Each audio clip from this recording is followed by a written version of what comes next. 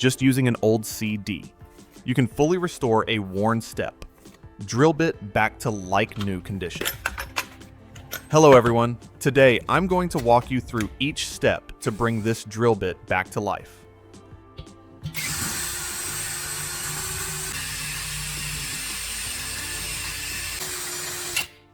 Watch this video all the way through so you can do it the right way and get the same clean, sharp results.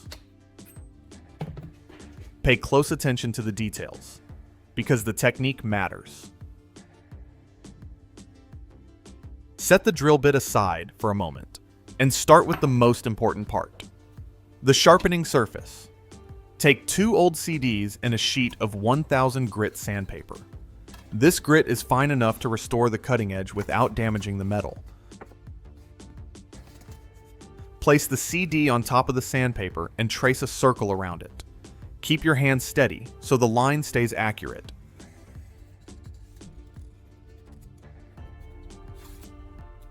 Then cut along that line using scissors.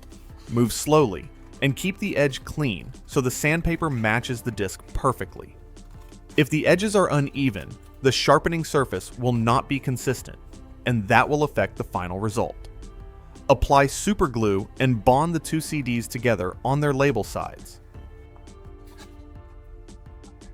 Press them firmly so they form a solid, rigid disc. This adds strength and stability during rotation. Apply a thin layer of glue around the outer edge to reinforce the structure.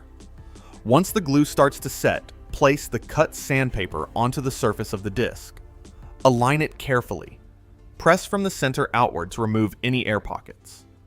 A smooth and even surface here will directly determine how sharp the cutting edges become. Use a utility knife to carefully open up the center hole by following the inner circle of the CD. Work slowly and keep it precise. This hole allows the disc to mount properly onto the grinder.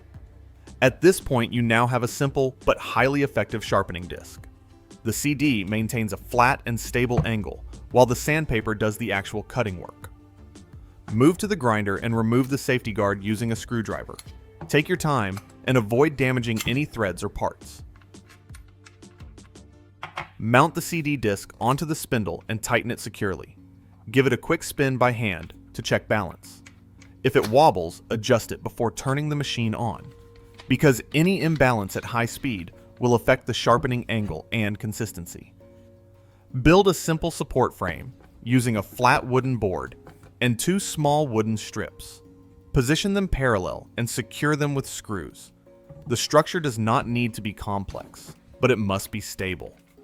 Its purpose is to hold the grinder in a fixed position. Use 2 metal spring clamps and secure the grinder firmly onto the wooden frame. Tighten everything and test it by gently shaking the setup. If there is any movement, adjust it again. Even a small vibration can throw off your angle during sharpening. Return to the drill bit.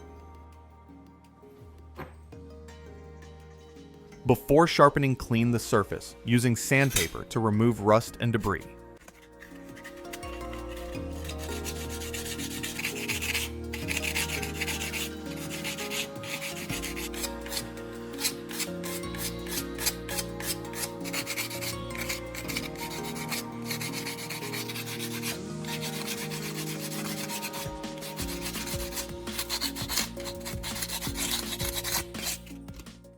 This step ensures a more even contact during grinding. Take a small wooden stick and use super glue to attach the drill bit along its edge. This creates a simple holder that helps maintain a consistent angle. Trying to hold it by hand makes it almost impossible to stay precise. Spray a small amount of water onto the drill bit to reduce heat and friction. Bring it gently into contact with the sandpaper surface. Keep your movement steady and controlled. Do not apply too much pressure. Let the abrasive surface slowly remove a thin layer of metal. Move evenly across both cutting edges. Watch how the surface begins to change. Each pass helps restore the original geometry.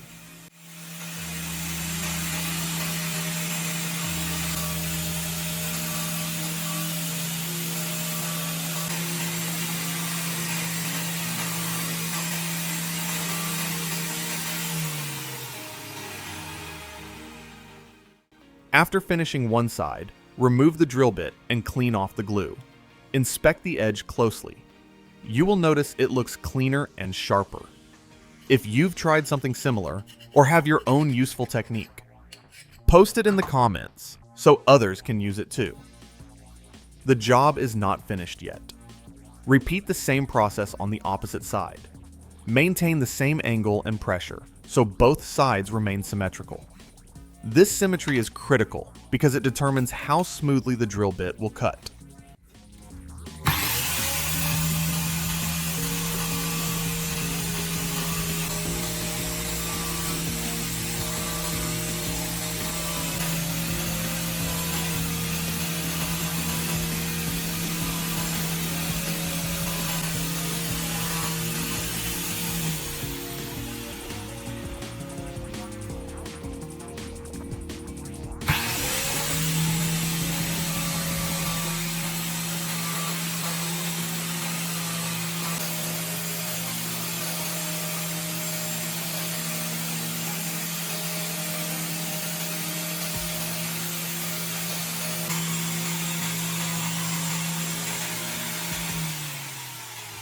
Methods like this not only save money, but also give you a deeper understanding of how your tools work.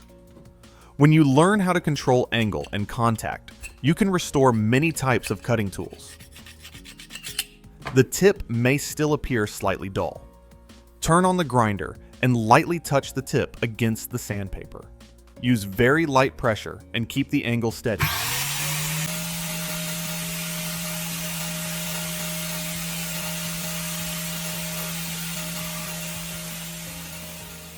Just a few passes are enough to restore the cutting point. Time to test the result. Install the drill bit into a drill and bring it to a piece of metal. Start slowly and apply steady pressure. The bit bites into the surface immediately instead of slipping. You can feel the cutting action return.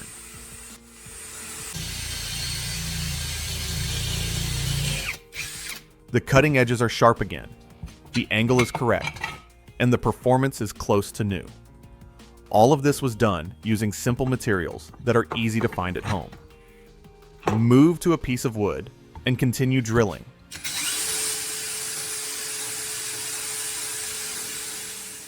The bit passes through cleanly and smoothly without hesitation.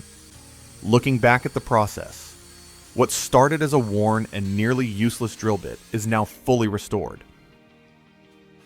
If you have an old drill bit in your workshop, try this method yourself and see the difference.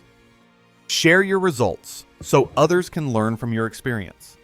And stay with the channel for more simple workshop ideas that turn everyday materials into useful tools.